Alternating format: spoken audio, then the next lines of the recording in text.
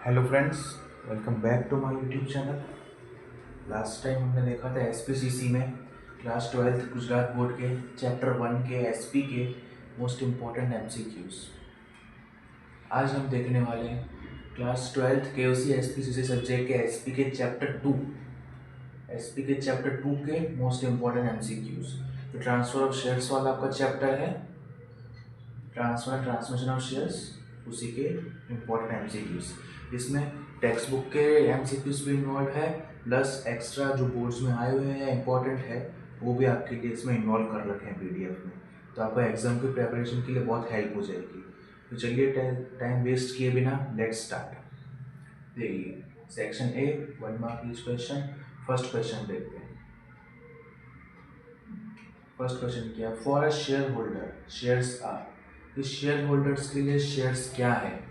देखिए ऑप्शंस है, movable asset, second responsibility, third cash asset, fourth immovable asset. तो देखिए फोर्थ ऑप्शन तो ऐसे ही कट हो जाएगा, इमूवेबल असेट है तो, क्योंकि आप सबको पता है शेयर्स जो है वो मूवेबल असेट है, वो ट्रांसफर हो सकते हैं। हमने पूरे चैप्टर में पढ़ा है कि शेयर्स ट्रांसफर भी होते हैं, ट्रांसमिशन भी होता है शेयर्स का, तो मूव तो होते रहते हैं, तो ये बिल्कुल गलत हो जाएगा। कैश एसेट गलत है क्योंकि कैश नहीं होते हैं शेयर्स। रिस्पॉन्सिबिलिटी भी गलत है कि शेयर्स जो है रिस्पॉन्सिबिलिटी नहीं होती है। हाँ, उस पोजीशन पे जाने के बाद कंपनी के लिए आपके लिए कुछ रिस्पॉन्सिबिलिटीज़ होती हैं, आपकी कंपनी के लिए, कंपनी की आपके लिए, बट शेयर्स पर्टिकुलरली कोई रिस्पॉन्सिबिलिटी नहीं होते हैं। तो ये ऑप्शन भी कट हो जाएगा। कैश एसेट तो है ही नहीं और इमूवेबल एसेट तो गलत है, शेयर्स मूवेबल है। बचा एक ही option movable asset, which is the perfect answer for the question. चलिए बढ़ते हैं अगले क्वेश्चन की तरफ। अगला क्वेश्चन है share market. Options is a market for speculators, second barometer of development of country, third cash market, fourth product market। तो देखिए हम हर ऑप्शन से इसको कंपेयर करेंगे, फिर सूटेबल आंसर फाइंड आउट करेंगे। प्रोडक्ट मार्केट तो बिल्कुल हो नहीं सकता क्योंकि यहाँ पे कोई प्रोडक्ट वगैरह नहीं बेचा जाता है। The another one is cash market, तो कैश मार्केट बिल्कुल भी नहीं है, आपको जैसे पता है कैश से बिल्कुल रिलेट नहीं कर रहा है। और is a market for speculators, ये स्पेकुलेटर्स का भी मार्केट बिल्कुल नहीं है। तो जो ऑप्शन बचा वो है बैरोमीटर डेवलपमेंट ऑफ कंट्री। हाँ, ये राइट आंसर है कि शेयर मार्केट जो है वो कंट्री के ग्रोथ को भी कंट्री के डेवलपमेंट और ग्रोथ में भी एक उसका मेजोरिटी रोल होता है, क्योंकि शेयर मार्केट में सब कंपनीज लिस्टेड होती हैं और जब कंपनीज अच्छा परफॉर्म करेंगी तो कम है ना कंट्री की भी ग्रोथ होगी, है ना गवर्नमेंट को टैक्स भी मिलेगा, इस वजह से कंट्री की जीडीपी भी ग्रोथ होगी, कंपनी की भी ग्रोथ होगी। तो ये कंट्री की डेवलपमेंट का बैरोमीटर माना जाता है, क्योंकि ये सब एक दूसरे से लिंक होती है। तो इसका सही ऑप्शन हो जाएगा barometer of development of country. चलिए आगे बढ़ते हैं अगले क्वेश्चन की तरफ। अगला क्वेश्चन है in share transfer if there is an application of objection. इस शेयर ट्रांसफर करते टाइम अगर ऑब्जेक्शन की कोई एप्लीकेशन है तो क्या होगा? चलिए ऑप्शन देखते हैं। नो प्रॉब्लम अराइजेस, ये तो बिल्कुल हो ही नहीं सकता। प्रॉब्लम तो अराइज हो सकती है, नेम में चेंजेस हो या कुछ भी इशू हो तो प्रॉब्लम अराइज हो सकती है। ट्रांसफर इज डन सब्सिक्वेंटली, ये भी बिल्कुल गलत है, सब्सिक्वेंटली ट्रांसफर नहीं होता है।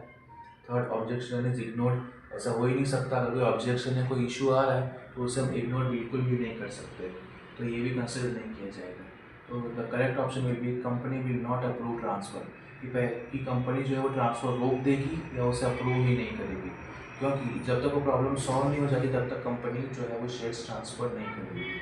तो इसका करेक्ट और परफेक्ट आंसर हो जाएगा company will not approve transfer. चलिए बढ़ते हैं अगले क्वेश्चन की तरफ। If transmission process is not completed, अगर ट्रांसमिशन की प्रोसेस है कंपनी में शेयर्स की वो कंप्लीट नहीं हुई है तो क्या होगा?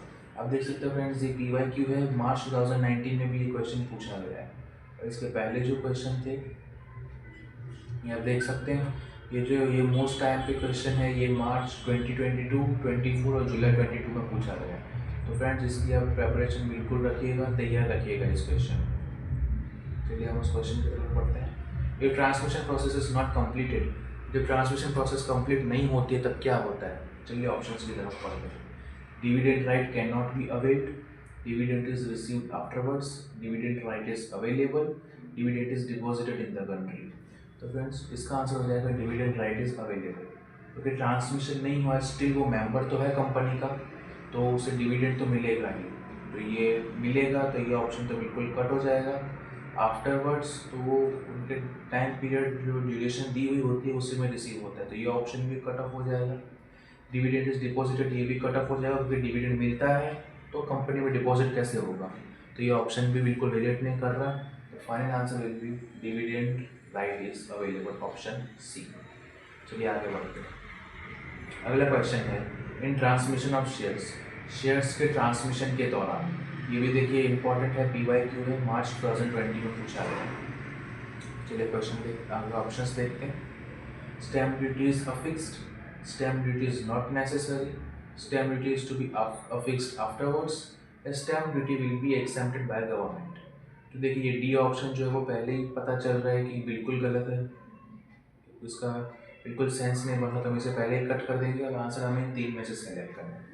अब ऑप्शन है stamp duty to be affixed afterwards, ये बिल्कुल गलत है कि बाद में स्टैम्प ड्यूटी अफिक्स नहीं की जाती। स्टैम्प ड्यूटी पहली बार लगती ही नहीं है, तो बाद में उसे अफिक्स कैसे करेंगे। तो अब जब लगती ही नहीं है तो अफिक्स करने की बात ही नहीं हुई। तो देखिए यहाँ पे अफिक्स वाला ऑप्शन भी इजीली कट जाएगा, क्योंकि हमने थोड़ा सा कंसेप्ट रिलेट किया, थोड़ा सेंस लगाया, तो हमें पता चल जाए इसका आंसर हो जाएगा option B, stamp duty is not necessary. तो अगर आपके कंसेप्ट क्लियर हैं तो आप बोर्ड्स में भी थोड़ा सा ऐसा कॉमन सेंस लगा के और थोड़ा सा कंसेप्ट से रिलेट करेंगे तो आपको इजीली आंसर्स मिल जाएंगे। जैसे हमने इसका फाइंड आउट कर दिया, विच इज़ ऑप्शन बी। फिर ये बोर्ड का एक क्वेश्चन है, मार्च 2020 में पूछा हुआ क्वेश्चन। चलिए आगे बढ़ते हैं अगले क्वेश्चन की तरफ। अगला क्वेश्चन है, if shareholder is declared insolvent by court, कि अगर शेयर होल्डर कोर्ट के थ्रू इंसॉल्वेंट डिक्लेयर हो गया कोर्ट की तरफ से, तो क्या होगा। इंसॉल्वेंट मतलब कि अब वो बिल्कुल कंगाल हो गया, उसके पास अब पैसे वगैरह बचे नहीं है, उसकी डेट जो है वो उसके असेट्स से ज़्यादा हो चुकी है, तो उसे अपने पर्सनल असेट्स भी सेल आउट करने पड़ सकते हैं, हो सकता है वो भी कम सफिशिएंट ना हो, तो इस कंडीशन को इंसॉल्वेंट कहते हैं। तो अगर कोई शेयर होल्डर कोर्ट के थ्रू इंसॉल्वेंट डिक्लेयर हो गया तो क्या होगा। चलिए ऑप्शंस की तरफ बढ़ते हैं। Option A, share transfer will be executed. Option B, compulsory transfer will be executed. Option C, transfer will not be executed. Option D, share transfer will be done in future. देखिए ये तो बिल्कुल ही गलत है, share transfer will be done in future. क्यों, क्योंकि अगर कंपनी थोड़ी ही, अगर एक शेयर होल्डर इंसॉल्वेंट हो गया तो उसमें कंपनी की कोई गलती नहीं है, तो कंपनी इस प्रोसेस को डिले नहीं करेगी शेयर होल्डर की वजह से, तो ये ऑप्शन बिल्कुल कट हो जाएगा। अब transfer will not be executed, अगर एग्जीक्यूट नहीं करेंगे तो जिसके पास शेयर्स है, अगर वो प्रीमियम पे नहीं कर पाया या कुछ भी इशू आया, वो कंपनी में कैपिटल नहीं दे पाया इंसॉल्वेंसी की वजह से, तो उसका भी कोई फ़ायदा नहीं ले जाएगा कंपनी में, तो ये ऑप्शन भी कट आउट हो गया।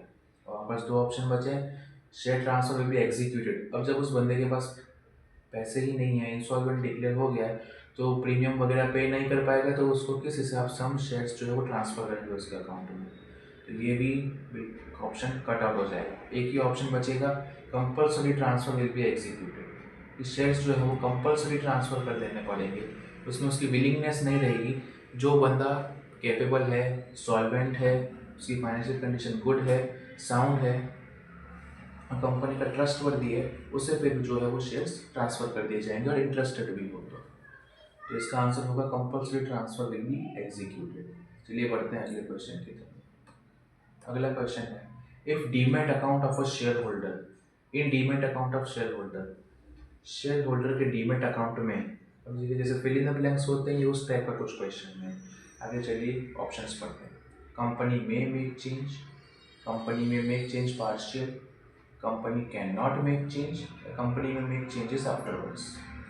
तो इसमें है फर्स्ट ऑप्शन, कंपनी में मेक चेंज। तो देखिए जो शेयर होल्डर का जो डीमैट अकाउंट ओपन होता है और जिसके थ्रू वो इन्वेस्टमेंट्स करता है, तो ये बिल्कुल उसकी प्राइवेट रहता है और उसका अकाउंट बिल्कुल प्राइवेसी में होता है कि उसने किस कंपनी में इन्वेस्ट किया है, कितना किया है, क्या डिविडेंड आ रहा है, ये सब उसकी इन्फॉर्मेशन प्राइवेटली सिक्योर की जाती है, तो इसमें कंपनी कोई रोल प्ले नहीं कर सकती।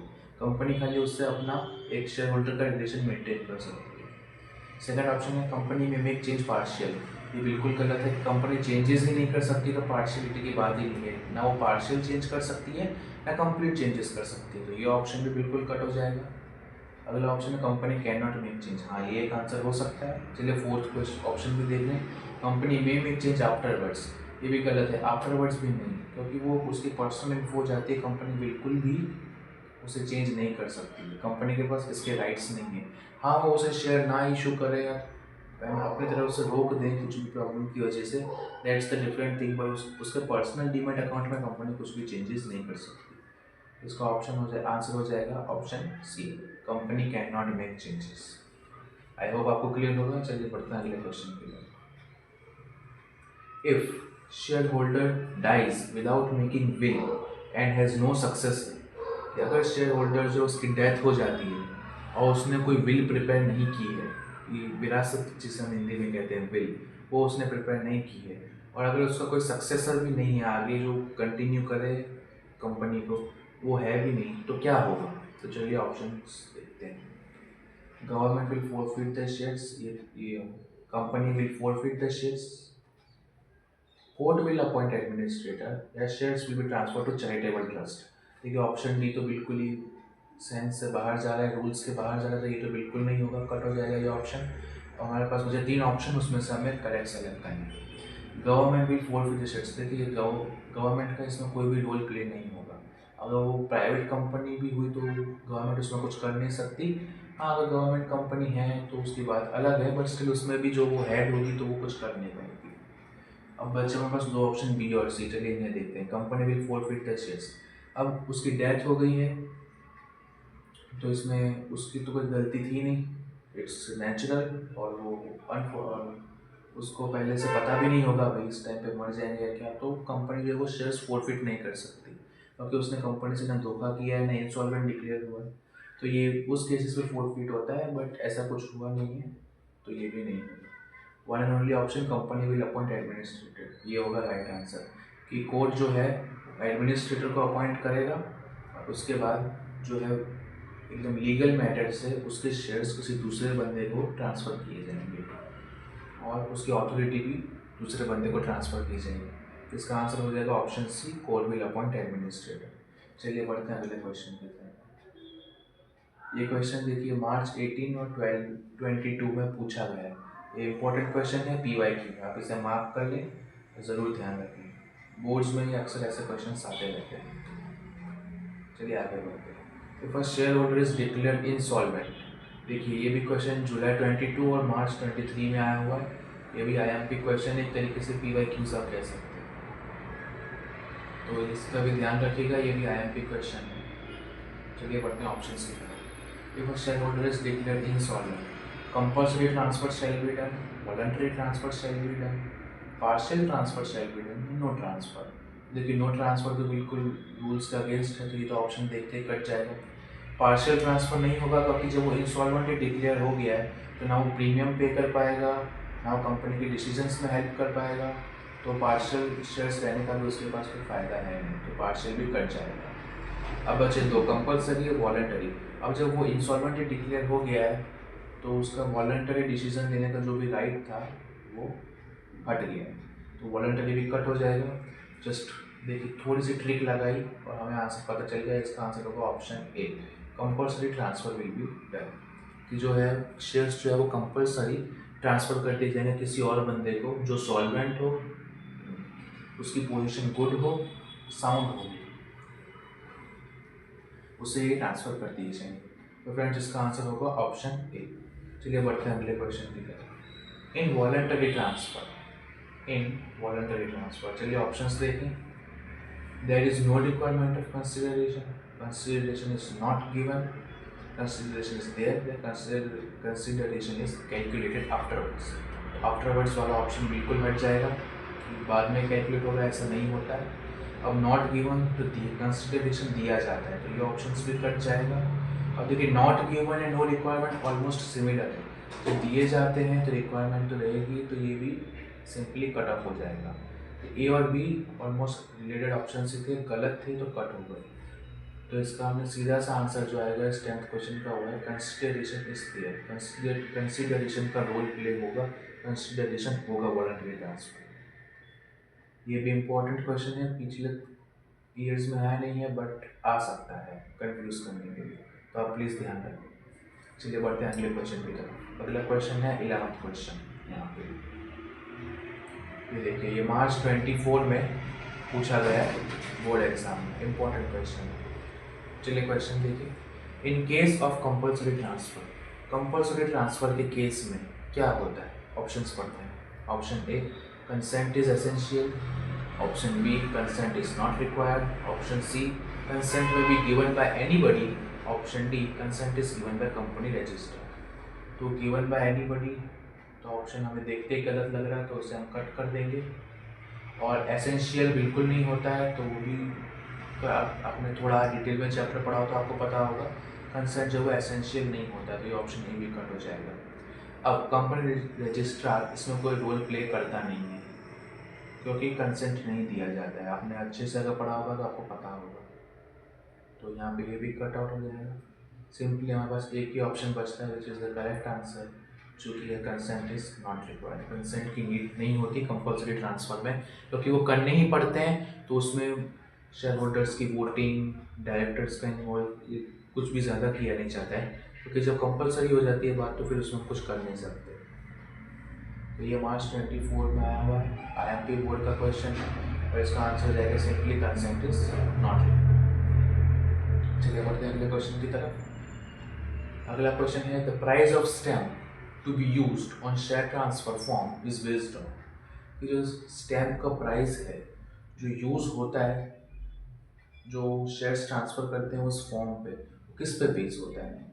तो उसकी प्राइस किस पे बेस होती है? तो चलिए ऑप्शंस देखें। ऑप्शंस है, A, market price of share. B, as per company law. C, article of association. या D, original price of share. तो देखिए, कंपनी लॉ तो इसमें कुछ कर नहीं सकता, क्योंकि प्राइस जो है वो कंपनी लॉ अपने हिसाब से अफेक्ट नहीं कर सकता। कंपनी लॉ में रूल्स रेगुलेशन से कंपनी के तौर तरीके लिखे जा सकते हैं, बट मार्केट का और प्राइस का उससे कोई लेना देना नहीं है। आर्टिकल ऑफ एसोसिएशन में भी रूल्स, कैसे कामकाज करना है, वो सब होता है, तो इसमें भी, इसका भी प्राइस से कोई लेना देना नहीं है। अब दो बचे, मार्केट प्राइस या ओरिजिनल प्राइस। तो ये प्राइसेस जो है वो ओरिजिनल तो वही रहता है, मार्केट हो सकता है फ्लक्चुएट करे, कंपनी की परफॉर्मेंस के हिसाब से बढ़ भी जाए घट भी जाए। तो इसका आंसर हो जाएगा ऑप्शन ए, मार्केट प्राइस।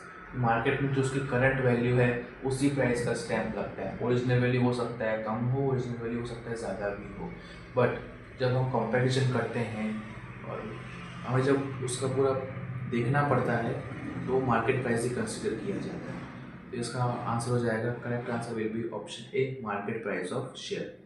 चलिए बढ़ते हैं अगले क्वेश्चन की तरफ। अगला क्वेश्चन है, what is the main characteristic of shares? कि शेयर की मेन कैरेक्टरिस्टिक क्या है? मेन वो, मतलब वैसे तो कई सारी कैरेक्टरिस्टिक्स है शेयर्स की, बट मेन क्या है जो दूसरों से उसे डिफरेंट बनाती है, अलग करती है? चलिए ऑप्शंस देखते हैं। Ownership, second low price, third free transfer, fourth listing in stock exchange. चलिए एक एक को हम, ये थोड़ा सा कंफ्यूजन हो सकता है और आपके बोर्ड्स के लिए इम्पोर्टेंट भी हो सकता है वो थोड़ा ऑप्शंस को शफल करके आपको थोड़ा कंफ्यूज करें, बट अगर हमें कंसेप्ट पता होगा तो हम कंफ्यूज नहीं होंगे। तो इसे हम डीपली देखते हैं।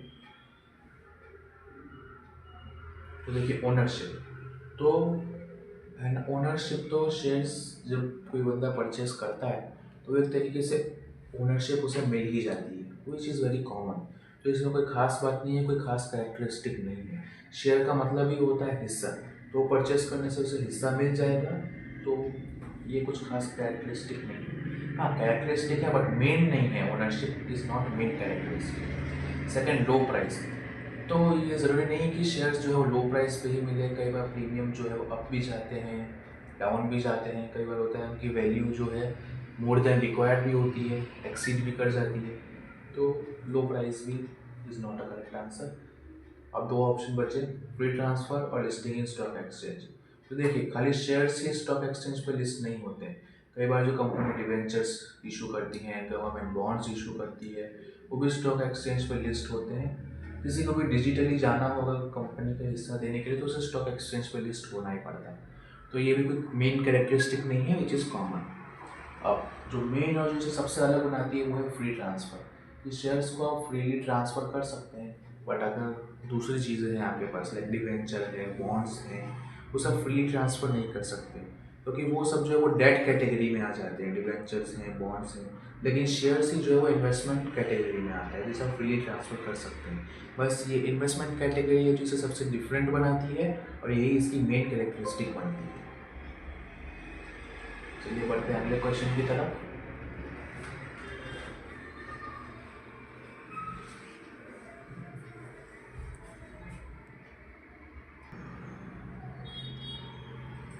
तो चलिए बढ़ते हैं अगले क्वेश्चन की तरफ। अगला क्वेश्चन है, what is the purpose of informing both the parties through notice about the share transfer. कि जो दोनों पार्टीज है, जिसने शेयर ट्रांसफ़र किया है और जिसको शेयर ट्रांसफ़र हुआ है, उन्हें नोटिस के थ्रू इन्फॉर्म करना कंपनी का, इसका पीछे मेन पर्पस क्या है, वो नोटिस के थ्रू जो इन्फॉर्म कर रही है उससे कंपनी कहना क्या चाहती है। तो ऑप्शंस देखें, just to inform, option B to prevent force transfer, option C to charge price, option D for speedy transfer.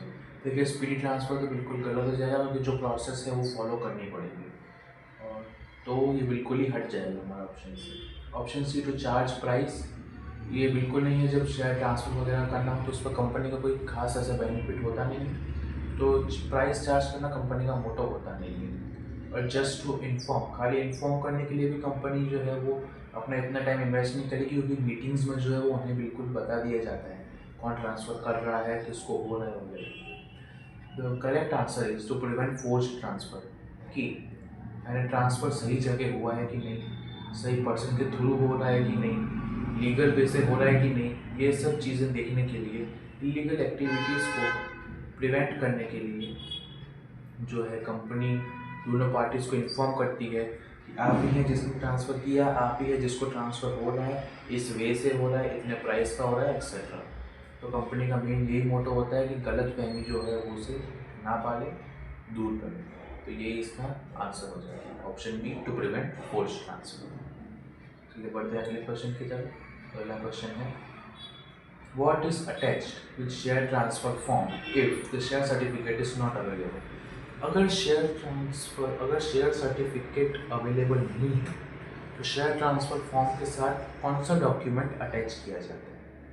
चलिए क्वेश्चन देख लिया, ऑप्शंस की तरफ बढ़ते हैं। ऑप्शंस है letter of renunciation, option B application, option C letter of consent, option D notice. देखिए notice तो बिल्कुल नहीं हो सकता, क्योंकि वो इन्फॉर्म करने के लिए नहीं है, तो नोटिस नहीं होगा। एप्लीकेशन भी नहीं हो सकता, क्योंकि शेयर्स में हम इंटरेस्टेड है तभी हम एप्लीकेशन फाइल करते हैं, जब हमें शेयर्स चाहिए होते हैं, जो जैसे हमने फर्स्ट चैप्टर में देखा हुआ है। लेटर ऑफ रिनंसिएशन भी नहीं हो सकता। इसका आंसर जो होगा वो होगा लेटर ऑफ कंसेंट।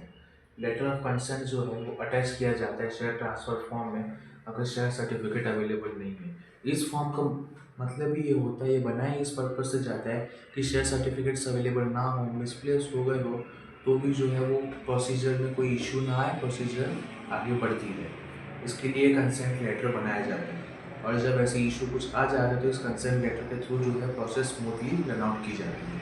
तो इसका करेक्ट आंसर होगा लेटर ऑफ कंसेंट। चलिए बढ़ते हैं अगले क्वेश्चन की तरफ। अगला क्वेश्चन है, which of the following is appointed by the court if the share holder is United.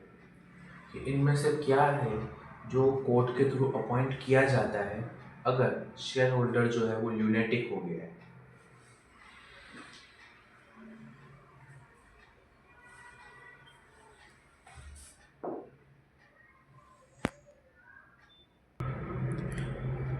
According to this question, कि which of the following is appointed by the court if the share holder is lunatic. अगर share holder जो है वो lunatic हो गया है तो इन सब ऑप्शंस में से किसे ही जो है वो अपॉइंट किया जाता है अगर वो ल्यूनेटिक हो गया है। Most important keyword here is lunatic. चलिए ऑप्शंस देखते हैं, ट्रस्टी, रिसीवर, ब्रोकर, एडमिनिस्ट्रेटर। तो ब्रोकर तो हो ही नहीं सकते, वो तो शेयर्स दिलवाने का काम करते हैं, जिनके वाया शेयर्स जाते हैं। रिसीवर तो वो जो जिससे शेयर्स मिलते हैं, तो इसमें यूनाइटेड का कुछ पार्ट ही नहीं हुआ। थर्ड एडमिनिस्ट्रेटर, जिसका भी कोई रोल प्ले नहीं करता एडमिनिस्ट्रेटर इसमें। The only answer is trustee.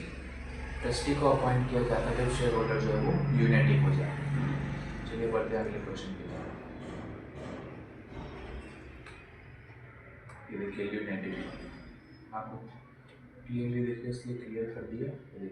Unit यहाँ पे दिस इज द कीवर्ड, इस ये क्वेश्चन का कीवर्ड है मोस्ट इम्पोर्टेंट। चलिए अगला क्वेश्चन देखते हैं। The membership of a share holder dash due to share verification, कि जो शेयर होल्डर की जो मेंबरशिप है वो शेयर वेरिफिकेशन के दौरान क्या हो जाती है, कैंसिल होती है, क्या होती है। चलिए ऑप्शन देखते हैं। Option A cancelled, option B partly continues, option C continues, option D does not continue. तो ऐसा तो हो नहीं सकता कि हाँ अगर शेयर वेरीफाई ना हो तो उसकी मेंबरशिप कंटिन्यू नहीं होगी, तो मेंबर तो फिर भी रहेगा कंपनी में, क्योंकि ऐसा भी हमने इस चैप्टर में पढ़ा है, every member is not a share holder, every share holder is not a member, तो ये कट हो जाएगा। ऑप्शन बी पार्टली कंटिन्यूस, ऐसा भी नहीं होगा क्योंकि वो मेंबर नहीं है, तो पार्शियली कंटिन्यू करेगा as a share holder company, ये भी कट हो जाएगा। कैंसल तो हो ही नहीं सकता बिकॉज शेयर वेरिफिकेशन नहीं होगा, बट शेयर्स तो उसके पास होंगे, तो कैंसिल कैसे करेगा। The only answer is continuous, कि प्रोसेस ही अपने आप चलती रहेगी वेरिफिकेशन की, लेकिन जो मेंबरशिप है वो तो कंटिन्यू ही रहेगी शेयर होल्डर की। इसका फ्रेंड्स आंसर हो जाएगा ऑप्शन सी कंटिन्यूस। चलिए बढ़ते हैं अगले क्वेश्चन की तरफ। In whose name are the shares transferred in compulsory share transfer, कि जब हमें शेयर्स कंपल्सरी ट्रांसफ़र करने पड़ते हैं कुछ कंडीशंस में, like death of the employ या कुछ भी अदर कंडीशंस हो तो हमें शेयर्स ट्रांसफ़र करने पड़ते हैं, तो किसके नेम पे किए जाते हैं। तो ऑप्शंस देख लेते हैं। मेन एप्लीकेंट नहीं, मेन एप्लीकेंट ही तो उसके जो शेयर्स ट्रांसफ़र होंगे तो ये गलत हो जाएगा। डायरेक्टर नहीं, इसका डायरेक्टर से कोई भी लेना देना नहीं है, तो ये भी कट हो जाएगा। बायर नहीं, बिल्कुल नहीं, क्योंकि पहले वो शेयर्स किसी और बंदे के थे, नए शेयर्स नहीं है, फ्रेश नहीं है। तो एक आंसर बचेगा लीगल रिप्रेजेंटेटिव, जो उन्होंने विल में जिस बंदे को as a legal representative hire किया होगा, जिसका नाम लिखवाया होगा, उसी को जो है वो शेयर्स ट्रांसफर होंगे। हमने चैप्टर में अच्छे से पढ़ा भी है। तो फ्रेंड्स इसका आंसर हो जाएगा legal representative, option D will be the correct answer. चलिए बढ़ते अगले क्वेश्चन की तरफ। ये भी फ्रेंड्स एक इम्पोर्टेंट क्वेश्चन है, ध्यान रखिएगा, आ सकता है बोर्ड्स में, वन सेंटेंस में या MCQ वगैरह। चलिए बढ़ते अगले क्वेश्चन की तरफ। Provision of which of the following is necessary for share transfer, कि इनमें से कौन सा प्रोविजन है वो नेसेसरी है शेयर ट्रांसफर के लिए। किस चीज़ का प्रोविजन जो है वो नेसेसरी है। तो कंसेंट लेटर तो हो ही नहीं सकता, हम देख सकते हैं, इसका तो कोई लेना देना ही नहीं है इससे। प्रोस्पेक्टस तो शेयर होल्डर्स को इनवाइट करने के लिए रहता है, तो ये भी नहीं हो सकता। और लोगों को दो में बहुत कन्फ्यूजन होता है, first is memorandum, second is article. तो इसका करेक्ट आंसर हो जाएगा आर्टिकल ऑफ एसोसिएशन। इन सब चीज़ों की जो प्रोविज़न है वो आर्टिकल में, इन सब चीज़ों के बारे में इनके जो प्रोविजंस है वो बनाए जाते हैं मेमोरेंडम में। तो इसका आंसर हो जाएगा आर्टिकल ऑफ एसोसिएशन। आप चाहे उसे डीपली पढ़ के भी समझ सकते हैं, आप जस्ट कॉमनली ऐसे याद रखने के लिए भी रख सकते हैं कि प्रोविज़न जो है वो आर्टिकल में आएगा, सिंपल, ताकि कन्फ्यूजन कोई क्रिएट ना हो। प्रोविजंस आर्टिकल में आएंगे, इसका आंसर हो जाएगा आर्टिकल ऑफ एसोसिएशन। फ्रेंड्स यहाँ पर 19 क्वेश्चन पूरे कर चुके हैं। चलिए बढ़ते हैं अगले क्वेश्चन की तरफ। तो ये टोटल यहाँ पर सिर्फ 31 ही है, हम 20 पे आ गए हैं। The question is what is the legal process of share transfer called. इस शेयर ट्रांसफर की लीगल प्रोसेस को क्या कहा जाता है। जो हम शेयर ट्रांसफर करते हैं उसकी लीगल प्रोसेस को क्या कहा जाता है। ऑप्शंस है। Option A general transfer, option B voluntary transfer, option C compulsory transfer, option D criminal transfer. तो क्रिमिनल ट्रांसफर तो बिल्कुल हो ही नहीं सकता, तो ये बन जाएगा। वॉलंटरी जब हम विलिंगली ट्रांसफर करते हैं उसमें उस केस में यूज़ होता है, तो ये लीगल प्रोसेस का इससे कोई लेना देना नहीं है, तो ये भी हट जाएगा। जनरल ट्रांसफ़र, तो जनरली ट्रांसफ़र करते हैं तो उसका भी कोई लेना देना नहीं है लीगल प्रोसेस से, उसे लीगल प्रोसेस नहीं कहते, उसे हम कहते हैं कंपल्सरी ट्रांसफ़र। इसका आंसर हो जाएगा कंपल्सरी ट्रांसफर ऑप्शन सी। चलिए बढ़ते अगले क्वेश्चन की तरफ। अगला क्वेश्चन है after share transfer process the new certificate of share holder should be sent with in. कि जब शेयर्स जो है ट्रांसफर हो चुके हैं, अब जो नया शेयर होल्डर बना है उसे भी सर्टिफिकेट देना पड़ेगा कि भैया कंपनी के शेयर होल्डर है, तभी यही तो ऐसा प्रूफ होगा कि इनका कंपनी से क्या रिलेशन। तो कितने टाइम पीरियड के अंदर वो जो नया सर्टिफिकेट है वो भेज देना चाहिए कंपनी को न्यू शेयर होल्डर को। तो ऑप्शंस देखिए 1 मंथ, 2 मंथ, 4 मंथ, 6 मंथ। तो इसका आंसर हो जाएगा इजीली 1 मंथ। 1 महीने के अंदर शेयर होल्डर को सर्टिफिकेट मिल जाना चाहिए, कंपनी को भेज देना चाहिए नया सर्टिफिकेट। इसका आंसर होगा ऑप्शन ए 1 मंथ। चलिए बढ़ते हैं अगले क्वेश्चन की तरफ। अगला क्वेश्चन होगा what is the effect of share transfer to government. हाँ गाइस, ये भी ऐसे PYQ ऐसा यूज नहीं हुआ, बट इम्पॉर्टेंट क्वेश्चन है, आ सकता है कि गवर्नमेंट को इससे क्या इफेक्ट होता है शेयर ट्रांसफर से। तो चलिए आगे ऑप्शंस देखते हैं। ऑप्शंस हैं increase in administrative expenses, increase in supervision expenses, increase in income या डिक्रीज फॉरेन एक्सचेंज। तो फॉरेन एक्सचेंज का कंपनी के शेयर ट्रांसफर से कुछ लेना देना नहीं है, तो ये कट हो जाएगा। इंक्रीज इन एडमिनिस्ट्रेटिव प्रोसेस एक्सपेंसेस, गवर्नमेंट के एक्सपेंसेस में इंक्रीज नहीं होंगे, क्योंकि प्रोसेस पूरी कंपनी के अंदर होने वाली है, तो ये ऑप्शन भी कट हो जाएगा। इंक्रीज इन सुपरविजन एक्सपेंस, गवर्नमेंट को कुछ सुपरविजन में कुछ खास एक्सपेंस नहीं करना पड़ता है, तो ये भी कट हो जाएगा क्योंकि उसका एक्सपेंस होता ही नहीं है, इसमें होता है उनकी इनकम। ये सब एक्सपेंसेस कंपनी बेयर करती है, शेयर होल्डर्स बेयर करते हैं, गवर्नमेंट की इनकम होती है क्योंकि उन्हें बीच में टैक्स और कुछ होते हैं चार्जेस वो पे आउट करने होते हैं। तो इसका आंसर हो जाएगा increase in income option C. चलिए बढ़ते अगले क्वेश्चन की तरफ। अगला क्वेश्चन है what should be attached with share transfer form. Share transfer form के साथ क्या अटैच करना चाहिए। Options share certificate, letter of renunciation, letter of apology, consent letter. तो कंसेंट लेटर तो इसमें अटैच कर ही नहीं सकते, कट हो जाएगा। अपॉलॉजी का लेटर भी नहीं आएगा, शेयर ट्रांसफर में कुछ यूज़ नहीं होता है, तो ये भी कट हो जाएगा। ऑप्शन बचेंगे 2, रिनंसिएशन या शेयर सर्टिफिकेट। इसका आंसर हो जाएगा शेयर सर्टिफिकेट जो है वो अटैच करने पड़ते हैं। लेटर ऑफ रिनंसिएशन का ऐसा शेयर ट्रांसफर से कुछ लेना देना नहीं होता है। इसका आंसर हो जाएगा option A share certificate. 23rd का answer option A share certificate. चलिए बढ़ते हैं अगले क्वेश्चन की तरफ। अगला क्वेश्चन है on what basis the stamp duty is determined. ये भी इंपॉर्टेंट क्वेश्चन है, प्रीवियसली भले पूछा ना गया बट पूछा जा सकता है एग्जाम्स में, बोर्ड्स में, तो आप ध्यान रखिए। क्वेश्चन है on what basis the stamp duty is determined.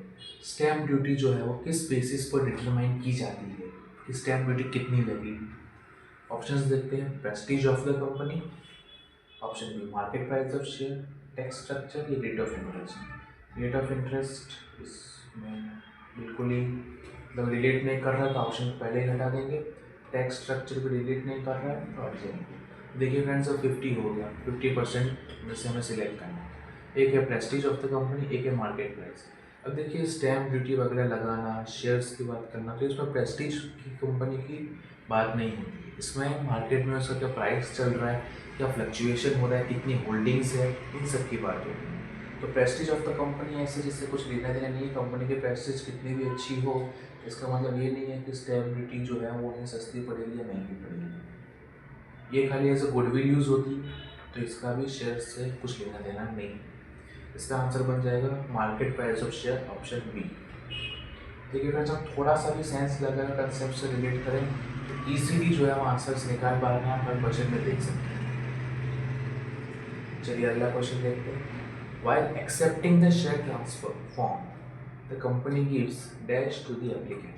कि जब शेयर ट्रांसफर फॉर्म एक्सेप्ट हो जाता है तो कंपनी एप्लीकेंट को क्या देती है जिसने अप्लाई किया। ऑप्शंस देख लेते हैं। Transfer receipt, voucher, trade note, coupon. Coupon coupon तो हो ही नहीं सकता, ये कंपनी हमें कुछ फ्री में डिस्काउंट वगैरह नहीं दे रही, तो कूपन तो हो ही नहीं सकता। ट्रेड नोट हम कुछ ट्रेड नहीं कर रहे हैं ना परचेज में से, इसलिए ये भी बिल्कुल नहीं हो सकता। वाउचर, वाउचर तो हम प्रिंट किए जाते हैं, किसी को पेमेंट किया, कुछ परचेज किया, कुछ सेल किया, कुछ कॉन्ट्रैक्ट में कुछ एंट्रीज की, बैंक की कुछ एंट्रीज की, तो वाउचर भी नहीं दिया जाता है। बचा ट्रांसफ़र रिसिप्ट। ट्रांसफ़र रिसिप्ट दी जाती है, क्योंकि इन बाकी ये 3 चीज़ों का कुछ लेना देना ही नहीं है शेयर होल्डर से। और आप ऐसे कीवर्ड से भी इसे याद कर सकते हैं कि शेयर ट्रांसफ़र फॉर्म है तो ट्रांसफ़र रिसिप्ट ही दी जाएगी। ट्रांसफ़र रिलेट करके भी आप इसे आंसर दे सकते हैं। तो फ्रेंड्स, इसका आंसर हो जाएगा ऑप्शन ए, ट्रांसफ़र रिसिप्ट। चलिए आगे बढ़ते हैं, अगला क्वेश्चन देखते हैं। Question 26, in case of insolvency of share holder the shares are transferred to.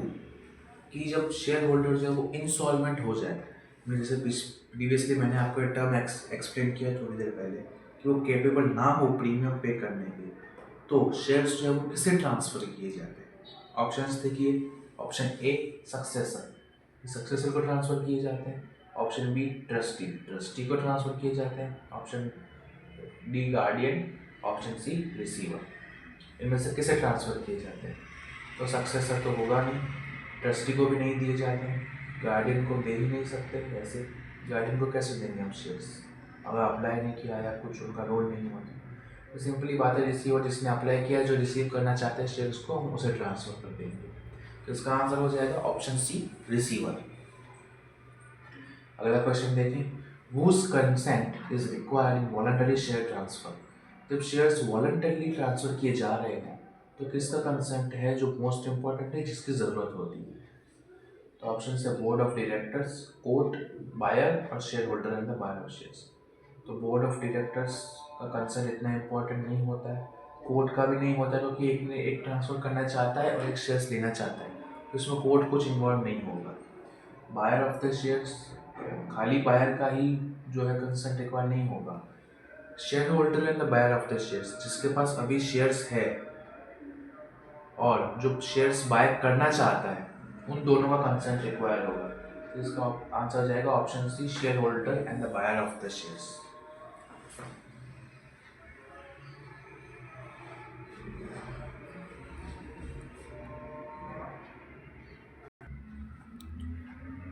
तो फ्रेंड्स चलिए आगे बढ़ते हैं। अब बस 4 ही क्वेश्चंस बाकी है, फटाफट से कंप्लीट कर लेते हैं। क्वेश्चन है, which of the following is necessary in voluntary transfer. Voluntary transfer में इनमें से कौन सी चीज़ है जो नेसेसरी है। A meeting, B negotiation, C consideration, D certificate. तो वॉलंटरी ट्रांसफर में सर्टिफिकेट की नीड है बट एकदम नेसेसरी नहीं है। नेगोशिएशंस तो हो ही नहीं सकते। मीटिंग और कंसिडरेशन, इसमें से ज़्यादा वैल्यूएबल आंसर होगा कंसिडरेशन। इसका आंसर हो जाएगा ऑप्शन सी, कंसिडरेशन। 29th नंबर, share market is the source of. Share market है वो सोर्स किसका है। Option A open market, option B wholesale market, option C capital market या ऑप्शन डी फॉरेन मार्केट। देखिए कुछ ऑप्शंस तो ऐसे कट जाएंगे, लाइक फॉरेन मार्केट तो बिल्कुल कट हो जाएगा, इंडिया की कंपनी है तो फॉरेन मार्केट कैसे होगा, तो कट जाएगा। होलसेल मार्केट, ये होलसेल मार्केट कैसे हो सकता है, share market is not a wholesale market, हम सबको पता है। अब है ओपन मार्केट है कैपिटल मार्केट। ओपन मार्केट वो जहाँ पे हम जाकर ओपनली सामान बेचते हैं, कंपनी का प्रोडक्ट बिकता है। तो शेयर मार्केट में फ्रेंड्स कंपनी का प्रोडक्ट नहीं बिकता है, कंपनी के शेयर्स बिकते हैं, उनका हिस्सा बिकता है। तो इसका आंसर हो जाएगा कैपिटल मार्केट, जिसमें वो अपने शेयर्स को, अपने हिस्से को है ना, अपने बायर्स को ऑफर करती हैं और उसके बदले कैपिटल रेज करती हैं। तो इसका आंसर हो जाएगा ऑप्शन सी, कैपिटल मार्केट। चलिए अब खाली 2 ही क्वेश्चन बचे हैं, उन्हें फटाफट से देख लें, ये भी काफ़ी इंपॉर्टेंट है बोर्ड्स के पॉइंट ऑफ व्यू से।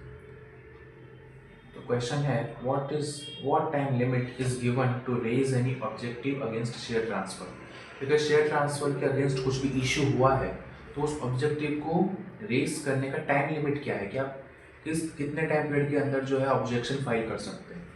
ऑप्शन है 1 वीक, 1 मंथ, 2 मंथ्स या 2 वीक्स। तो फ्रेंड्स इसका आंसर हो जाएगा 2 वीक्स, कि 2 वीक्स के अंदर जो है 14-15 डेज के अंदर आपको फाइल कर देना चाहिए, कर देना पड़ता है पूरी प्रोसेस करके, ताकि जो है आगे जो भी स्टेप्स लेने हों वो हम ले सकते हैं। ये भी फ्रेंड्स इंपॉर्टेंट क्वेश्चन है बोर्ड्स के पॉइंट ऑफ व्यू से, तो आप ध्यान रखिए। अगला क्वेश्चन है, which market is known as barometer of the development of country. कौन सा मार्केट जो है वो कंट्री के डेवलपमेंट का बैरोमीटर माना जाता है। ये फ्रेंड्स मई में पूछा भी गया है, देखिए यहाँ पे लिखा हुआ देख सकते हैं। तो सिंपली हम लिखते हैं पूरे चैप्टर में जो पढ़ते आए हैं share market, which is very simple. Share market is known as barometer of the country. इसका आंसर हो जाएगा ऑप्शन बी, शेयर मार्केट। तो फ्रेंड्स आज हमने देखा क्लास 12 जीएससीबी बोर्ड का chapter 2 of SP, part SP of the book SPCC के most important MCQs with answers with explanation. तो ऐसे ही मैं और इंटरेस्टिंग वीडियोस आपके लिए लाता जाऊंगा। अगले चैप्टर का हम चैप्टर 3 का हम अगले वीडियो में देखेंगे। Till then keep learning, keep doing, good bye. हम मिलते हैं अगले वीडियो में चैप्टर 3 के ऑब्जेक्टिव के साथ। तब तक पढ़ते रहिए, सीखते रहिए। अगर आपको कोई भी डाउट हो तो आप कमेंट करके फ्रीली पूछ सकते हैं, मैं उसे आंसर देने का ट्राई करूँगा। ऐसे अमेजिंग कंटेंट के साथ मिलते हैं अगले वीडियो में। Till then good bye, have a good day.